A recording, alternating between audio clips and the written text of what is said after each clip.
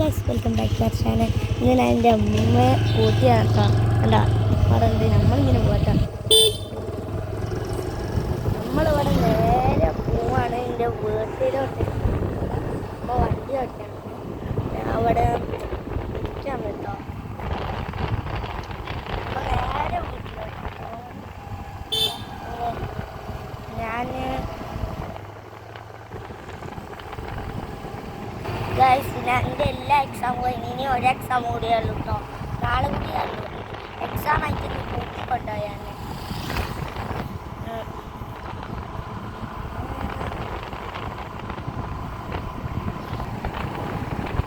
നമ്മളെങ്ങനെ പോയിട്ട്